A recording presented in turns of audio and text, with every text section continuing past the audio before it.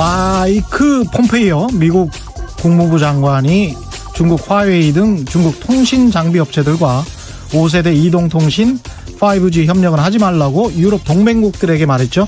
지난 2일 폴리티코에 기고한 기고문에서 폼페이오 장관은 신뢰할 수 있는 기업들이 21세기 정보망을 구축하는 것이 시급하다면서 중국 화웨이 같은 기업들에게 유럽 국가들의 인프라 통제권을 넘겨주지 말고 삼성전자나 에릭슨, 노키아 같은 회사들처럼 법치주의를 준수하고 행위에 책임을 지는 민주국가들에 있는 기업들과 거래하라고 독려했습니다. 일단은 반가운 소식입니다. 4차 산업혁명의 시장에서 중국을 이른바 따시키겠다는 미국의 의도가 읽힙니다. 그런데 한편으로는 그럴만하다는 생각도 듭니다. 제가 얼마 전에 조지아 공화국이라는 곳으로 휴가를 다녀왔는데요. 1인당 GDP가 4,000달러 정도 되는 가난하지만 역사가 오래되고 자연도 사람들도 순박하고 때묻지 않은 아름다움이 있는 그런 나라였습니다. 그런데 거기서까지 중국 사람들의 이상한 변칙 상술이 판을 치더군요. 제조사는 분명히 중국인데 매장에 우리나라 인터넷 국가 코드인 KR이 붙여져 있었습니다. 그곳에 제품을 사는 조지아 사람들도 해당 제품이 한국산인 줄 알고 산다고 합니다. 또 삼성전자나 LG전자라는 상호는 못 쓰니까 조악한 가전제품에 현대라는 상호를 붙여서 현대는 가전제품 안 만들죠. 이게 한국산 가전제품이라고 파는 중국 업체도 있다고 합니다. 이건 아닙니다. 지적 재산권 침해고 반칙이죠. 중국이 그동안 거대한 자국 시장을 무기로 적당히 상대방 다리도 걸고 뒤통수도 때리는 행위를 해서 성장해 왔다고 하더라도 앞으로도 그럴 수 있다고 생각한다면 그건 큰 착각이겠죠. 장사, 정치, 국가 간 외교까지 모든 인간관계의 기본은 신뢰입니다. 안녕하십니까. 진실탐사 엔터테이너 최경영입니다. 세상에 이익이 되는 방송 최경영의 경제쇼 출발합니다. 최경영의 경제쇼는 유튜브로도 실시간 생중계되고 있죠. 지금 접속해 주십시오.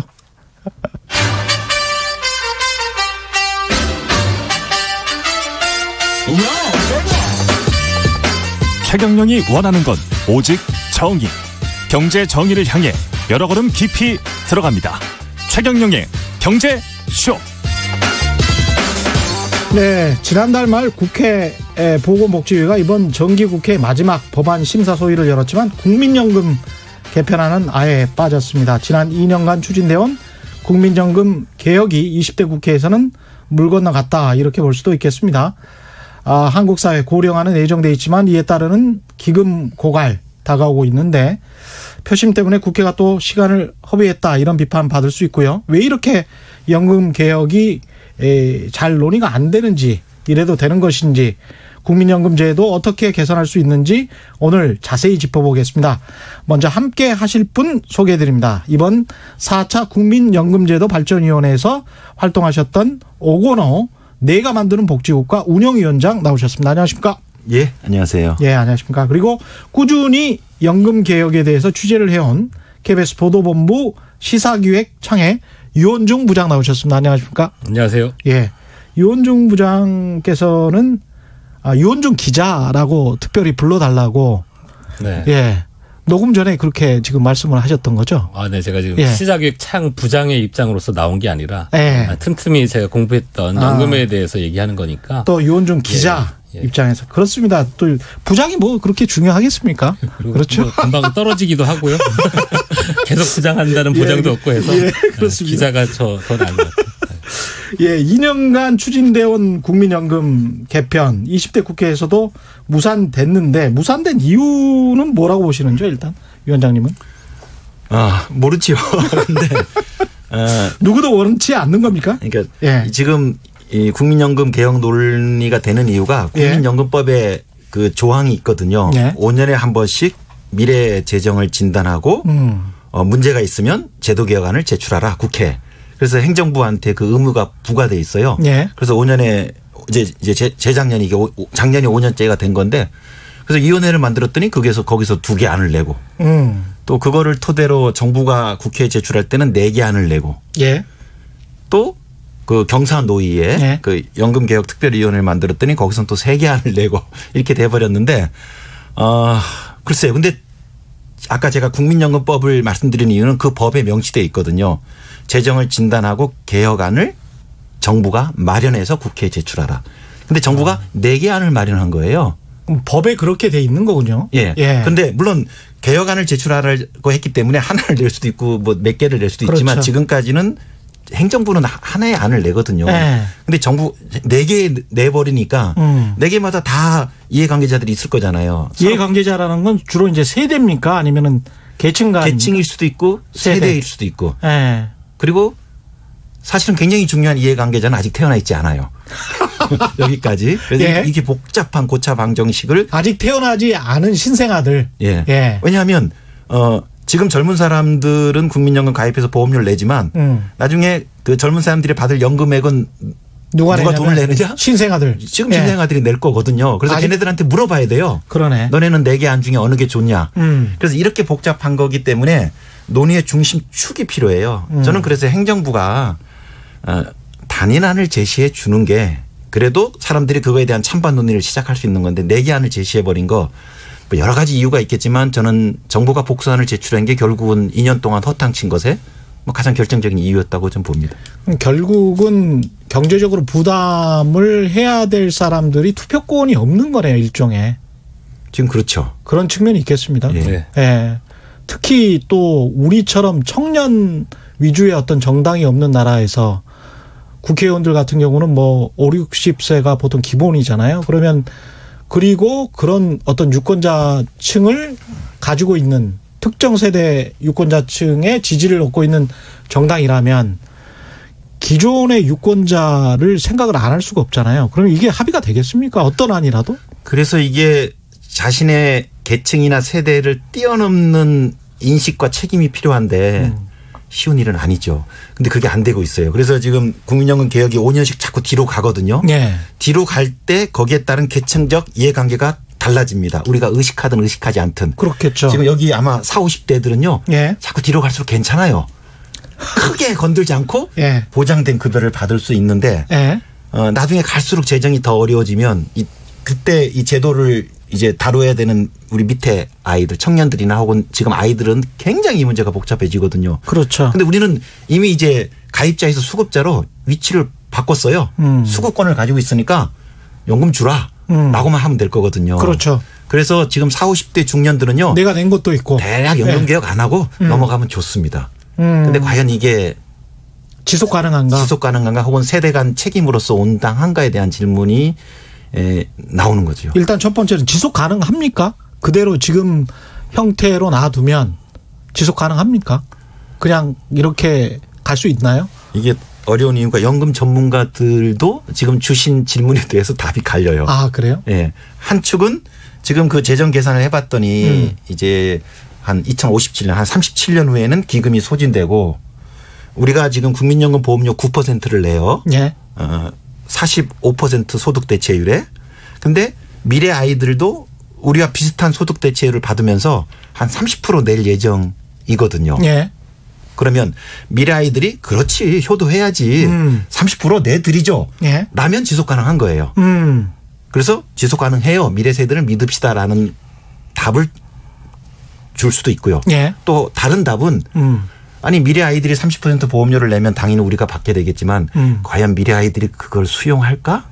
30%라는 건 자기 소득의 30%를 지금 우리는 보험료로 내야 되는 거예요. 네. 보험료로. 네. 엄청난 액수군요. 우리가 연금을 받기 위해서는. 그러면 직장 소득자 같은 경우는 지금 4.5%를 내는 거잖아요. 그러니까 절반씩. 예. 회사 측에서 4.5%, 네. 직장 소득자가 4.5%, 자영업자 같은 경우는 9%를 전액 다 내는 것이고. 그런데 9%를 내다가 다음 미래 세대는 언젠가는 30%를 내야. 그렇게 2050년에서 60년대가 되면은 2050년에서 60년대가 기금은 전부 고갈됐고 그럼 부가 방식으로 전환을 해야 되는데 그때 내야 될 보험료는 대략 30% 수준인 걸로 지금 계산이 되어 있죠. 그래서 저는 지속 가능할 수도 있지만 저는 지속 불가능하다는 쪽에 한 표를 걸겠는데 그게 맞는 것 같습니다. 예. 그 이유는 기금 자체 뭐 고갈이나 연금제도의 파탄 때문이 아니라 연금 제도가 지속 가능하려면 세대 간 공평성이 확보돼야 되는데 그렇죠. 지금 현재의 연금 제도는 그 세대 간 공평성이 지금 이제 지켜지지 않고 있는 셈이거든요. 예. 이런 모순된 제도를 그냥 끌고 가겠다? 그러면 그걸 과연 미래 세대가 이어받아 줄 것이냐? 저는 아닐 거다라고 보기 때문에 사회보험의 특수성을 감안했을 때 예. 세대 간 균형이 안 맞는 제도는 지속 가능하기가 힘들다라고 저는 생각합니다. 그렇죠. 30%나 연금으로 내면 연금 보험료로 내면 나머지 이제 세금도 내야 되잖아요. 그래서 제도 개혁이 빠르면 빠를수록 세대 간 형평성이 그나마 벌어졌던 게 조금 좁혀지는 효과가 있는데 그렇죠. 지금 12년째 연금이 전혀 개혁이 되지 않고 있기 때문에 이제 그게 문제인 거고 그래서 이제 이런 프로그램에 나와서 이제 얘기를 하는 이야기를 해봐야 될 것 같아요. 이게 근데 먼 미래의 문제지만 사실은 계속 우리가 대비를 해야 되는 문제예요. 그래서 제가 정부가 무책임하다고 말씀드리는 이유가 미래 지속 가능하지 않을 거라고 많은 사람들이 생각하고 있거든요. 예. 그런데 하지만 당위적으로는 지속 가능해야 되거든요. 그래야 우리가 연금 받을 거니까. 그렇죠. 하지만 진단은 무척 안 좋게 나왔기 때문에 지속 가능하기 위해서 지금 어떤 조치가 필요해요. 예. 그런 내용이 담긴 개편안이 제시돼야 됩니다. 그런데 예. 정부가 무려 4개의 안을 제시했지만 그 4개 안 모두 다 제 판단입니다. 평가입니다만 예. 그 내용이 들어가 있지 않아요. 그러니까 사실은 근데 이런 측면도 있을 것 같아요. 어떤 정부가 5년을 하는데 5년 임기 안에 50년 뒤에 글쎄 말이에요. 연금 개편안에 관해서 나 이거 다 떠안고 이게 무슨 자살 폭탄하는 것도 아니고 나 이거 다 떠안고 연금 개혁안을 이렇게 혁신적으로 하겠어. 지금 세대 지금 유권자들 당신들이 더 부담하고 미래 세대를 위해서 50년 후에 이렇게 합시다라고 설득할 수 있는 정부가 있을까요? 조금씩 움직이지 않는다면? 한국 정치 현실에서는 당연히 이런 질문이 나오고 실제로 그렇게 진행되었는데요. 놀랍게도 서구 나라들은 그렇게 했거든요. 보수당이 집권하든 진보정당이 집권하든 연금이라는 건 그 진보 보수를 떠나서 고령화가 막 진행되면 미래 아이들의 부담이 커지는 건 분명한 거거든요. 그리고 연금 장기 재정 개선에 의하면 또 일정한 그 진단 결과가 나오기 때문에 그거에 맞춰서 연금 개혁을 하는 거예요. 물론 당연히 이제 갈등들은 있었죠. 하지만 그래서 서구 나라들은 대부분 지속 가능성을 진단하는 지표가 있는데 지속 가능성의 청신호 오케이 사인을 다 받아놨어요. 그런데 OECD 국가 중에서 지속 가능성의 가장 점수가 낮은 가장 심각한 지속 가능성의 문제를 지니고 있는 제도가 우리 국민연금입니다. 그렇군요. 지금 당장은 뭐 한 700조 정도 돼서 굉장히 연금 모아놓은 기금도 많고 그런데 그게 이제 나중에 그렇게 순식간에 고갈이 되는 건가요? 이게 고령화가 진행되면 자동 고갈이 된다고 봐야 됩니까? 국민연금만 복지제도에서 아주 독특해요. 국민연금을 뺀 모든 제도들은요. 우리가 지금 국회에서 아동수당 20만 원으로 올릴게라고 의결하면 그 인상된 급여만큼의 필요한 돈을 우리가 세금이나 뭐 국채든 우리가 지금 마련합니다. 그런데 국민연금은요. 제가 축구 경기로 비유하면 90분 전후반 경기가 있어요. 전반전에는 내기만 해요. 가입자니까. 그리고 나서 후반전은 받기만 합니다. 그런데 지금 국민연금은 지금 한 30년밖에 안 됐거든요. 그렇죠. 그런데 보통 40년 동안 내고 뒤에 30년 받는 거예요. 그래서 대부분의 사람들이 지금 전반전을 뛰고 있어요. 내기만 하는. 하지만 내가 전반전을 뛰는 이유는 후반전에 받기 위함이거든요. 그렇죠. 그래서 우리가 모두 다 후반전으로 위치를 옮겼을 때는 모두 다 수급자가 돼요. 지금 있는 700조가 다 나가죠. 그래서 연금의 재정 진단은 올해 돈이 얼마나 남아있어가 중요한 게 아니고 보통 70년을 보거든요. 20살에 가입하면 90살에 사망한다는 건 국민연금을 졸업하는 거거든요. 졸업안을 다 띄고. 그래서 70년 후에 재정이 지속 가능한가를 보는 거예요. 국민연금이 갖고 있는 이런 재정 진단의 특수성인데 이게 거꾸로 현재 세대한테는 야, 그건 먼 미래 일이기 때문에 천천히 하자라는 도덕적 무책임을 줄 수 있어요.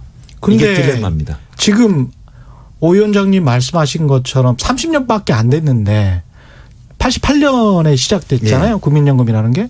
그리고 난 다음에 1인 사업장까지 확대된 게 2003년인가 그렇죠. 그때부터 전면적으로. 그렇죠. 그런데 시행하자마자 또 우리는 얼마 안 돼서 또 지급을 하기 시작했단 말입니다. 그래서 본인이 국민연금을 사실은 몇 년 별로 내지도 않고 훨씬 많이 타갔던 세대가 이미 계세요. 예. 그리고 뭐 돌아가신 분도 계시겠지만 지금 또 노년층에서 그분들은 정말 적게 부담하고 상당히 많이 타갔잖아요. 그러면 이걸 역으로 생각을 해보면 과거 88년에 국민연금을 처음 만들 때부터 어떤 국민들에게 그때는 약간 군부 독재 정권의 연장선상에 있었으니까 국민을 달래기 위해서 조금 조삼모사처럼 떡을 주면서 사실은 뒤에 정권들 그다음에 뒷세대에 관해서 전혀 생각을 하지 않고 그 무책임하게 10년 20년을 보냈던 최초의 설계자들에게 문제가 있었던 거 아닙니까? 이제 그런 비판을 많이 해요. 예. 비판할 수 있는데 그분은 조금 억울할 수는 있어요. 예. 왜냐하면 공적연금이라는 게 다른 나라에서도 조금 처음에는 후하게 설계해요. 아니 나라를 어떻게 믿습니까? 지금 내면 40년 후에 줄게. 이거에 대한 확실한 믿음을 주려면 인센티브를 줘야 되거든요. 그래서 예. 낸 거에 비해서는 조금 많이 주는 것으로 설계를 했어요. 그렇군요. 그리고 예. 뒤에는 조금 깎을 예정이었지만 그래서 좀 후하게 설계한 것도 있고 또 하나는 이건 예측하지 못한 건데 이렇게 우리가 오래 살 줄 몰랐어요. 그러니까 공적연금의 예. 강점이 예. 살아있을 때까지 주는 거거든요. 그래서 똑같이 제가 100만 원 받더라도 20년 살아버리면 제가 그 65세 이후에 20년 살아버리면 20년 받지만 30년을 살아버리면 국민연금은 그냥 30년 주는 거예요. 지금 수명이 굉장히 빠르게 늘고 있어요. 그래서 이건 우리가 예측 못했습니다. 그래서 후하게 설계했던 것 그다음에 축복이죠. 네. 장수 사이로 100세 시대로 가는 것. 이 두 가지가 엮여지다 보니까 지금 국민연금 재정 진단을 하면 네. 어떻게 지금 뭐 이렇게 해법을 내기가 어려울 정도로 재정 불균형이 나타난 거죠. 근데 그게 퍼센트로만 보면 그런데 제도 예. 초기에 가입하셨던 분들은 가입 기간이 몇 년 안 되기 때문에 그렇죠. 상대적으로 소득 대체율은 되게 높았다라고 얘기할 수 있지만 예. 실제 받는 돈이 그렇게 큰 돈은 아니었고요. 예. 얼마나 안 됐죠. 그냥 그때는 또 완전히 피라미드 구조였잖아요. 예. 인구가. 그래서 굉장히 많은 경제 활동 인구가 아주 소수의 노년을 지원하는 정도였기 때문에 뭐 그때는 아마 불과 1%도 필요 없을 정도로 적은 돈이었고 방금 전에 말씀하신 것처럼 제도를 처음 시작할 때 이게 40년 후에나 내가 받을 수 있는 제도를 이제 시행하면 누구나 거부감을 갖게 되잖아요. 그래서 예. 제도를 안착시키기 위해서 초창기에는 되게 후한 제도를 제시했다가 그다음에 이제 제도를 지속해 가면서 조금씩 개혁해 나가는 게 일반적인 패턴이고요. 예. 또 그때 상황하고 지금 상황하고는 또 많이 달라진 게 뭐 최소 이자율이 그냥 은행에만 넣어놔도 10%가 넘던 시절하고 예. 지금 이제 한 1% 그렇죠. 뭐 심지어 원금 뭐 물가 상승률을 감안하면 사실상 이제 원금 내지는 예. 마이너스까지 얘기까지 나오는 이 시대를 단순 비교해서 제도 설계가 처음부터 잘못된 거냐 이런 논의는 뭐 그렇게 중요하진 않은. 그럴 것 같네요.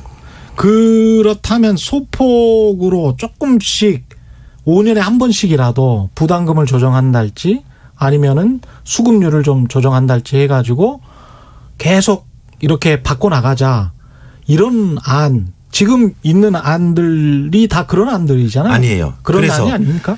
예. 지금 이제 재정 불균형이 심각하기 때문에 예, 이게 처방을 내리면 굉장히 고난도 고강도 처방이 필요하거든요. 예. 하지만 그 수술을 국민들이 받아들이긴 지금 힘들어요. 예. 그러다 보니까 단계적으로 할 수밖에 없는데 그 단계적일지라도 그 방안이 지금의 문제를 개선하는 방향으로 가야죠. 스텝 바이 스텝으로.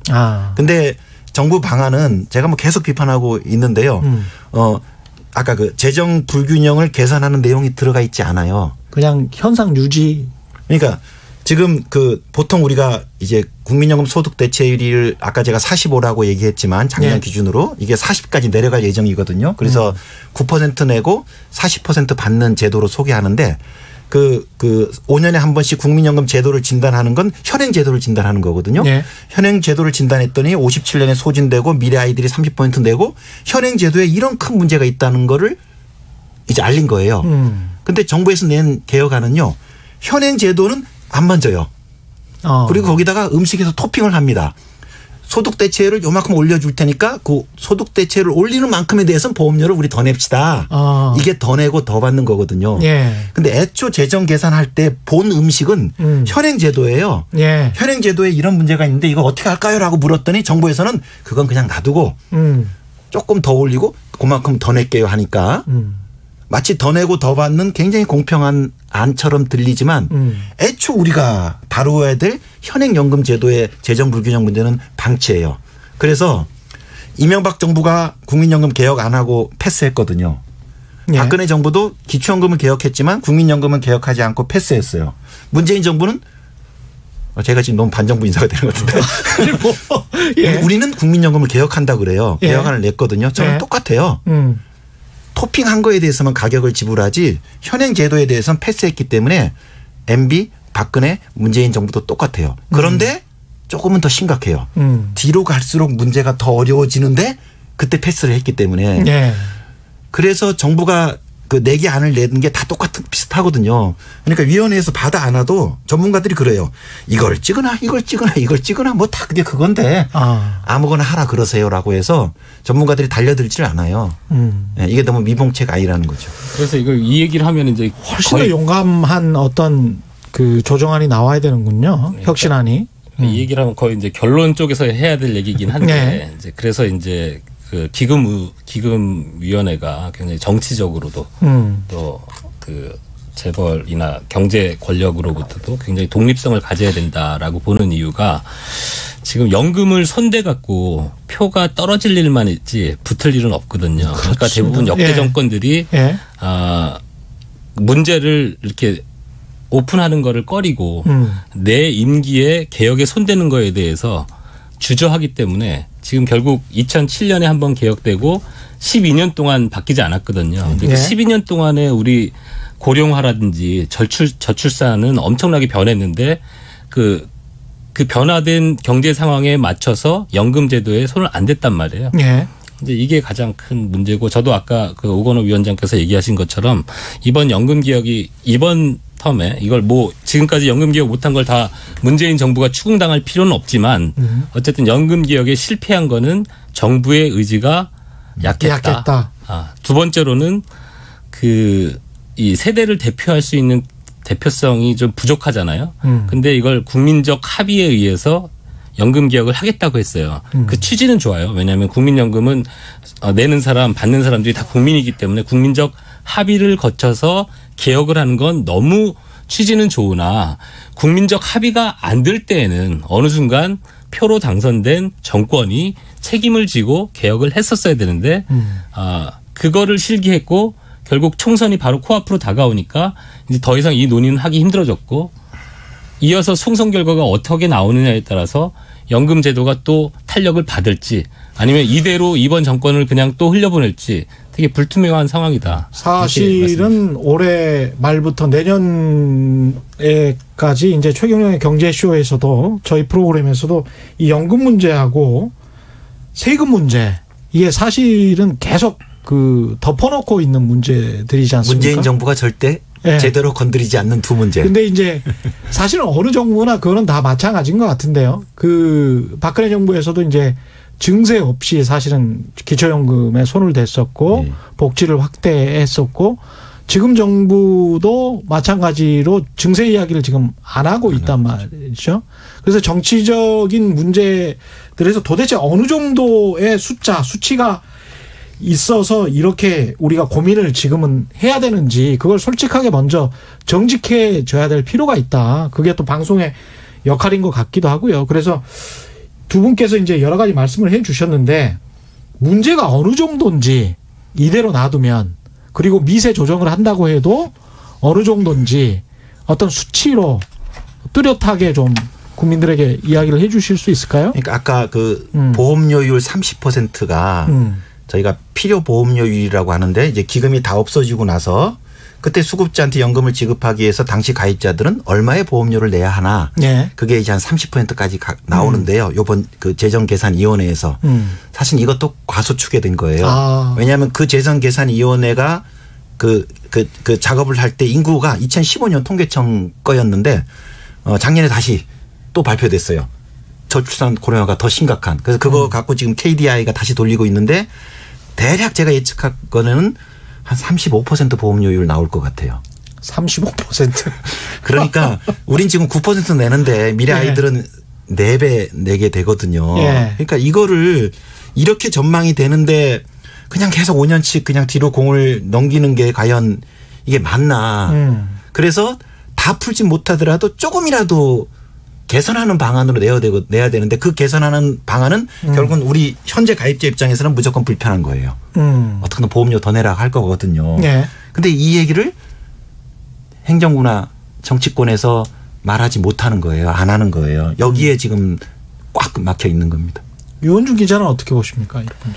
뭐 전부 일리 있는 말씀이시고 근데 저희가 계속 정부를 비판하는 쪽 얘기만 할 수는 없으니까 제가 약간의 중심을 잡기 위해서 얘기한다면 뭐 아까 말씀드린 것처럼 세대 간 불평등이 눈에 보이는데 그걸 개선하지 않고 제도를 그냥 끌고 나간다 그러면 결국 이거는 미래 세대, 젊은 세대의 반대에 부딪혀서 결국 지속 가능성이 사라질 것이다라는 말은 동의하는데 그렇다고 국민연금이 굉장히 다른 나라에 비해서 비관적이냐. 뭐 꼭 그렇지만은 않다. 그러니까 지금 제도 개혁을 하면 되는 거예요. 빨리 하면 빨리 할수록 후세대가 감당해야 될 그 보험료율은 낮아질 수 있기 때문에 30%는 고정값이 아니거든요. 우리가 어떻게 개혁하느냐에 따라서 이건 낮아지는 거기 때문에 생기지 않을 미래의 불안을 가지고 너무 걱정할 필요도 없다. 그러니까 현재 세대가 더 내고 좀 덜 받고 이것을 계속 해야 된다. 필요하다면. 그래서 저도 같은 의견이에요. 그래서 우리가 어떤 지금 조치를 취하면 돼요. 안 하니까 제가 이제 비관적인 이야기가 나오는 지금 현재를 바꾸면 미래는 바뀌는 거기 때문에 그렇죠. 30%가 고정값이라고 생각하면 절대 안 되는 거고 또 이제 우리나라 전체 GDP 대비 그럼 우리가 연금에 얼마나 쏟아부어야 되느냐인데 지금 현재는 한 2, 3% 범위 내에 있거든요. 그러니까 굉장히 적은 돈을 공적연금에 투입하고 있는 거예요. 지금 현재 EU 국가들이 대략 평균 10% 정도를 그렇죠. 전체 GDP에서 연금 재정에다가 지금 붓고 있거든요. 근데 아까 우리가 기금 고갈 시점으로 보는 2050년대가 되어도 우리나라는 전체 GDP의 6.7%를 연금 재정에 투입하면 고갈을 안 시키고 계속 유지할 수 있는 걸로 지금 계산 결과가 나와 있거든요. 그래서 국민들이 모르겠어요. 그 40년 후에 우리나라가 지금 현재 상태로 계속 경제 발전을 계속 할지 아니면 더 비관적이 될지 유리하게 될지는 모르겠지만 글로벌 스탠다드로 봤을 때 지속 불가능하지는 않다.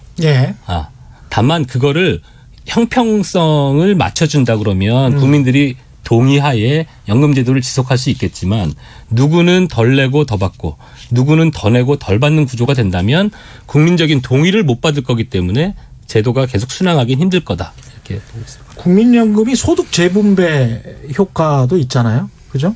그것도 전문가들 사이에서 의견이 그것도 갈려요. 그렇습니까? 그러니까 통상 대학교에서는 소득 재분배 제도라고 가르쳐줘요. 그렇죠. 다른 나라 국민연금은 다 낸 거에 완전 비례해서 받아가거든요. 근데 우리나라 국민연금만 그 급여 설계도가 좀 복잡해가지고 재분배 요소가 들어가 있어요. 그래서 이제 그 하위 소득자일수록 조금 더 대체율이 높도록 되어 있거든요. 그래서 설계도만 보면 국민연금은 재분배 제도인 건 맞아요. 근데 문제는 결과적으로 국민연금 제도를 통해서 누가 혜택을 보느냐. 그건 뭐냐 하면 가입자 입장에서는 내고 받는 거잖아요. 아까 그 재분배 설계도는 받는 구조만 재분배예요. 근데 내는 것까지 같이 결합해서 보면요. 받는 거에 비해서 보험료가 낮다 보니까 절반도 안 되거든요. 필요보험. 원래 국민연금 제도 자체가 그렇게 낮게 받다 보니까. 지금 보험료가 낮다 보니까 보험료가 낮으면 상대적으로 덜 내는 절대액은 고소득자들이 많게 되거든요. 하여튼 복잡합니다만은 그렇게 해가지고 거의 이제 모든 가입자들이 국민연금 혜택을 더 얻게 되는데요. 고소득자일수록 혜택이 조금 더 많아요. 그다음 또 하나. 국민연금 가입하면 이제 2배 이상 혜택이 더 많은데 누가 최고로 혜택을 많이 보느냐? 오래 가입한 사람입니다. 그러면 누가 오래 가입하느냐? 노동시장의 중심권에 있는 사람들이 오래 가입해요. 대기업 정규직. 그렇죠. 그러다 보니까 결과적으로 노동시장의 중심권에 있는 즉 젊었을 때 그럭저럭 소득이 있으신 분들이 나중에 은퇴했을 때 국민연금에서 얻는 순혜택이 더 많아요. 예. 그리고 주변에 있는 불안정한 노동자들은 요만큼만 받고 그리고 아예 사각지대에 있는 분들은 아무것도 못 받아요. 우리가 더 받는 그 재원은 모두 다 미래세대에 의존하는 건데 예. 그러다 보니까 국민연금은 노인복지제도잖아요. 그래서 젊었을 때의 격차를 국민연금이 개입해서 노인 때는 줄여줘야 돼요. 재분배 효과를 가져야 되는데 지금 국민연금은 어떤 역할을 하고 있냐면 현실에서는 예. 노동시장에서 이런 계급장의 격차가 있었는데 이분들이 노인이 되면서 국민연금 관문을 통과하잖아요. 그리고 국민연금에서 보너스를 받게 되잖아요. 상위계층들이 보너스를 더 많이 받아요. 젊었을 때의 격차가 국민연금 때문에 노후에 커져요. 역진성이죠. 그래서 사실 국민연금이 지금 이 지경까지 있는 거예요. 계층의 역진성 문제까지 있는데 이 원인은 뭐냐. 보험료가 낮기 때문이고요. 노동시장의 격차, 가입기간의 차이 때문입니다. 이걸 좀 다른 얘기로 예. 드리면은 소득 재분배 효과가 있냐? 예. 있다.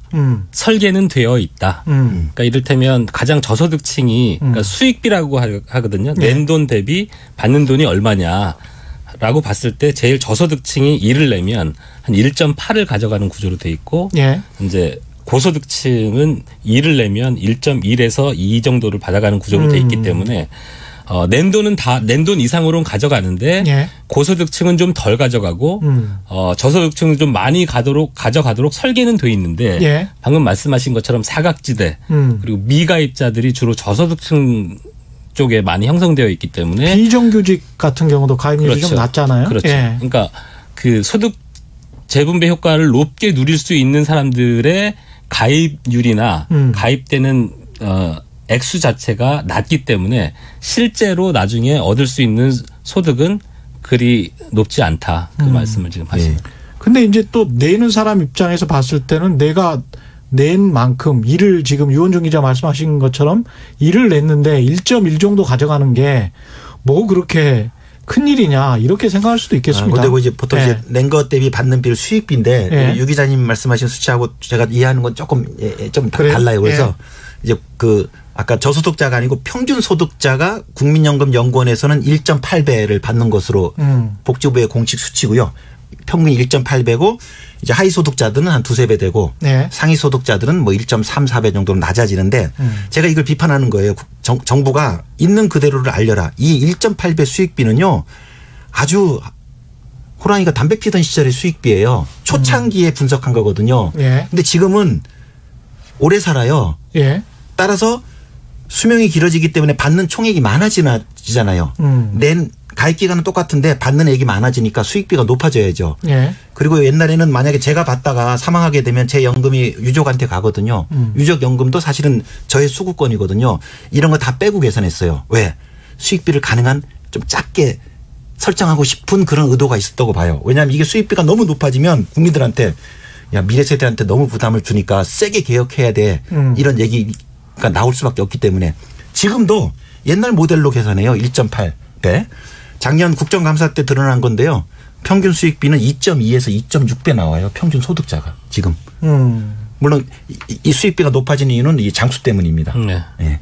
그래서 저는 보통 국민연금은 평균 소득자가 2배 이상 받는 것. 거꾸로 얘기하면 받는 것의 절반 정도는 미래 세대한테 의존하는 제도라고 보통 설명합니다. 그럼에도 불구하고 개인연금보다는 훨씬 낫잖아요. 그렇죠. 당근이죠, 이거는. 그건 뭐 두 분 다 동의하시는 거죠? 그럼요. 그런 문자들이 좀 와서 그렇습니다. 유영성님, 8902님, 30대 중반 가장인데요. 맨날 라디오 경제방송에서 국민연금은 꼭 가입하라고 해서 얼마 전 아내도 이미 가입해 놓았는데 오늘 방송은 맥락이 좀 다르네요. 이렇게 잘못 이해하신 분들도 있어가지고 개인연금보다는 훨씬 더 낫지 않습니까? 지금 현재 가입자 입장에서 이 제도의 효과는 개인연금보다 2배 내지 3배의 혜택을 주기 때문에 2배 내지 3배. 좋아요. 저소득층은 더 혜택이 크죠. 그런데 문제는 지금 이제 그 분석하면 2배 이상이 나오는데 가입자들이 우려하는 게 그 민간보험 설계사분들이 그렇게 얘기한대요. 국민연금이 더 많이 받는 건 맞아요. 그런데 수익비가 높으면 뭐예요? 받을 수 있을 것 같아요. 그러니까 받을 수 있겠죠. 그건 이제 국민연금이 두 측면이 있는 거예요. 굉장히 가입자한테 유리한 측면. 그러니까 당연히 가입을 저도 주위 분들한테 가입하라고 얘기하거든요. 그런데 그래서 이제 미래의 지급 가능성을 확보하는 과제가 아직은 남아 있는 거예요. 유 기자님 말씀처럼 이제 그걸 해야죠. 너무 부정적으로 들렸다면 예. 죄송하고 예. 국민연금은 꼭 가입하라고 저는 그렇죠. 네, 다시 한번 강조하고 싶고요. 사실은 네. 저는 이게 좀 약간 화나는 게 이명박 정부 때 그 도입됐던 주택연금 같은 경우는 있지 않습니까? 자산을 가지고 있는 50, 60대 노년층의 캐시플로우를 도와주기 위해서 사실은 현금 소득이 없으니까 본인의 주택 가지고 본인 주택이 자산의 거의 전부인 노년 세대가 많기 때문에 그거 가지고 연금처럼 쓰라는 이야기거든요. 그러면 주택이 없는 무주택자들 같은 경우는 국민연금밖에 없는 거예요. 그래서 정부가 주택연금을 줄 때도 상당히 많은 혜택을 굉장히 많이 줬어요. 세제상으로도 그렇고 이윤도 그렇고 그렇잖아요. 그런데 이제 그런 상황에서 국민연금과 관련해서는 뭐 별다른 게 없다 아니면 받을 수 없다 이런 거는 전혀 아니고요. 그렇죠. 예. 그래서 그 지급 가능성이 예측되도록 제도 개혁을 하면 돼요. 네. 그렇습니다. 5264님은 국민연금, 공무원연금 등 개혁 문제는 연금 문제에 한정해서 해법을 찾을 수가 없습니다.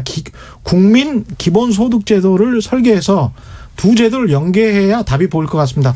더 복잡하게 말씀하시는데 이게 지금 그 국민연금뿐만이 아니고 온갖 그 공적연금이 많지 않습니까? 예.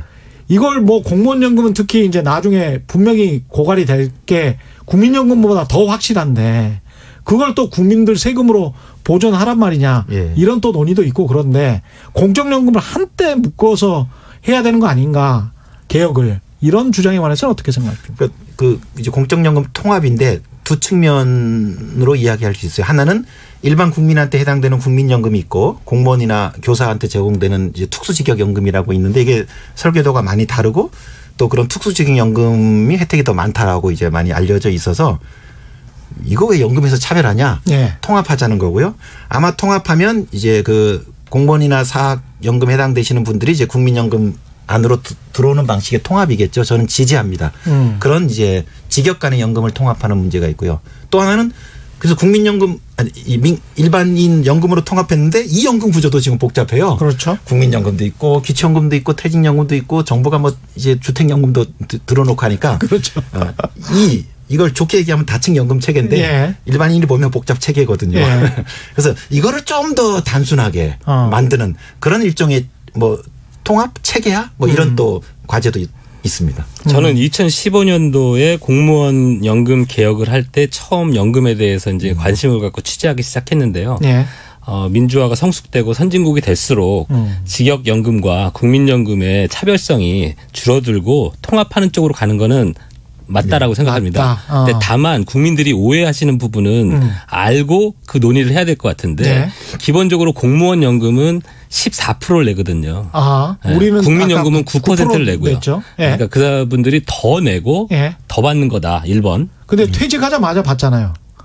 그분들 같은 그것도 경우는. 이제 많이 개선됐습니다. 많이 개선됐습니다. 옛날에는 네. 젊었을 때 받았는데 이제는. 네. 그리고 또 공무원 연금이 국민연금하고 다른 점 또 하나는 평균적으로 공무원들은 퇴직금이라는 게 없거든요. 일반 회사에는. 네. 보통 그게 일반 회사의 한 40% 정도를 퇴직 수당이라는 형태로 가져가기 때문에 정부가 재정을 가지고 퇴직금을 턱턱 줄 수는 없잖아요. 네. 그걸 연금 속에다 집어넣은 거예요. 그래서 공무원들이 받는 연금 속에는 우리 일반 직장인이 받는 퇴직금이 그 안에 포함되어 있다.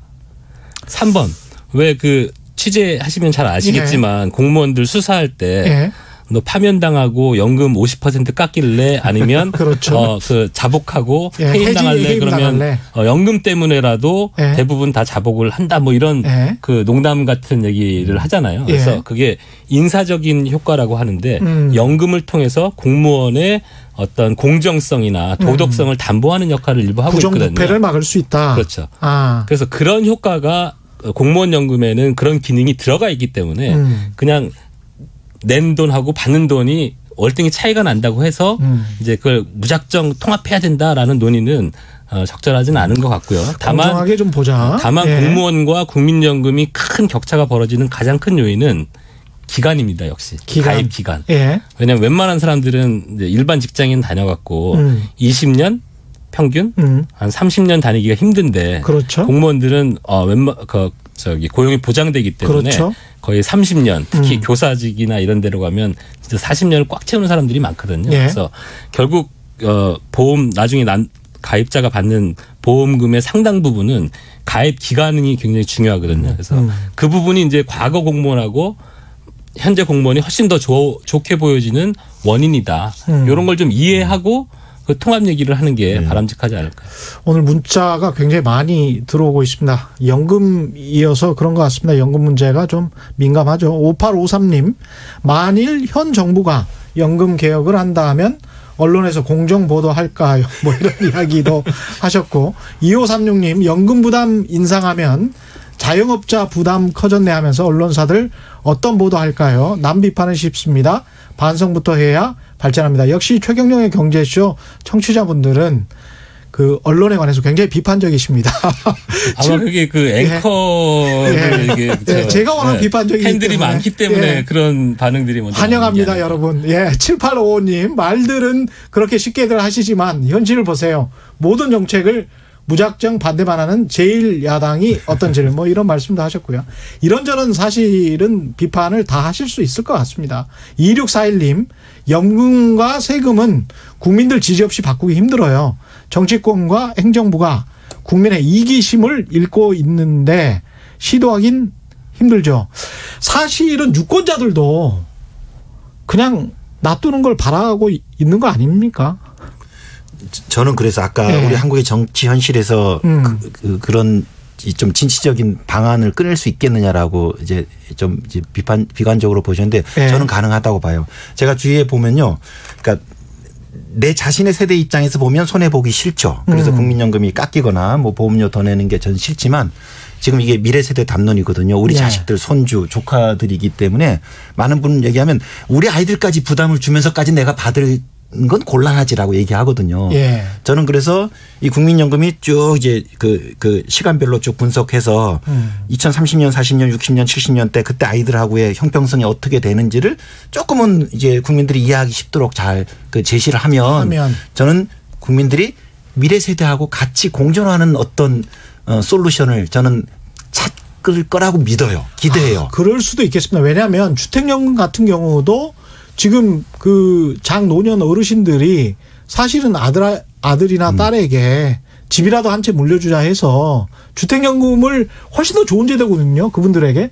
근데 잘 가입을 안 하세요. 그래서 가입률이 좀 낮은 편입니다. 정부의 의도와는 다르게.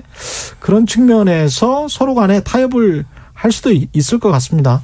거의 뭐 시간이 다 돼가는데요. 다른 나라들 같은 경우는 이런 문제를 연금 문제를 어떻게 잘 해결했나요? 한 20년 걸렸죠. 20년? 굉장히 정치적 갈등을 겪으면서 아까 말씀드렸습니다. 보수가 집권하든 진보가 집권하든 결국은 미래 지급의 지속 가능성의 제도적 틀을 지금 확보해 놨어요. 그리고 심지어는 수명이 연장되면 자동적으로 급여를 조정하거나 혹은 수급 개시 연령을 뒤로 늦추는 방식으로 해서 아예 그 자동 장치까지 만들어 놨어요. 최근에 유럽에서 연금 갖고 사회적 갈등이 크게 있었다는 기사 보기 어려우실 거예요. 시위나 집회 거의 없어요. 없었던 것 같습니다. 러시아나 조금 이상한 조금 이제 일부 나라에서 나타나는데 그건 뭐냐면 안 거예요. 연금 문제는 미래 세대하고의 공존의 문제인데 보수가 잡든 진보가 잡든 집권 정당에서 해야 되는데 불편하거든요. 집권해 보니까 이거를 자동으로 조정하자 해가지고 많은 나라들이 자동 조정 장치를 탑재해요. 자동 조정 장치. 미래 지속 가능성이 저절로 확보되도록. 예를 들면 수명이 길어진다는 분석이 나오면 어떻게 하든 지출을 좀 줄이는 참 대단한 거죠. 그러니까 유권자나 표심에 맡기지 않고 정치인들의 의지에 맡기지 않고 그냥 국회로 안 가는 거죠. 그 일종의 이제 AI가 정치하는 거하고 비슷하네. 또 한 가지는 이제 마지막으로요. 이게 가정에서 벌어지는 내가 내 아버지를 부양하고 미래 세대가 내가 늙으면 은퇴하면 나를 부양하는 이 가정에서 벌어지는 세대 연대를 사회로 넓혀놓은 거거든요. 그래서 잘 되는 집은 미래 세대가 저기 가난할 게 뻔한데 상속도 안 해주고 내가 번 거 내가 다 쓰고 죽을 거야 이런 집은 없거든요. 그런 것처럼 가정에서 벌어질 수 있는 세대 간 연대를 사회적으로 확장해서 본다 그러면 좀 더 합리적인 대책이 나오지 않을까 이렇게 생각합니다. 오늘 두 분 말씀 감사하고요. 지금까지 오건호 내가 만드는 복지국가 운영위원장 그리고 KBS 보도본부의 유원중 부장과 함께했습니다. 고맙습니다. 감사합니다. 오늘 준비한 최경영의 경제쇼는 여기까지입니다. 지금까지 세상에 이익이 되는 방송 최경영의 경제쇼였습니다. 고맙습니다.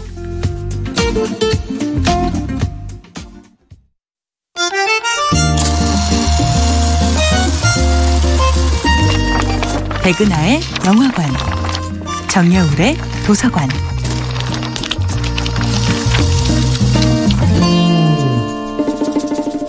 안녕하세요. 여러분들과 쉽고 재미있는 영화 이야기를 나누고 있는 배우연구소 소장 백은하입니다. 이번 주에 만나보고 있는 영화는 크리스 벅, 제니퍼 리 감독, 이디나 멘젤, 크리스틴 벨이 목소리를 연기한 2014년도 영화 겨울왕국입니다. 한겨울의 냉면만큼이나 이한, 치한이라는 표현이 어울릴 영화. 안데르센의 눈의 여왕에서 영감을 받아 만들어진 겨울왕국은 2014년 1월 가장 추운 겨울의 한가운데 얼음으로 만든 그 왕국의 문을 열었습니다. 하지만 그 결과는 상상을 초월했죠. 겨울왕국은 만화 영화라는 것이 아이들만 보는 것이라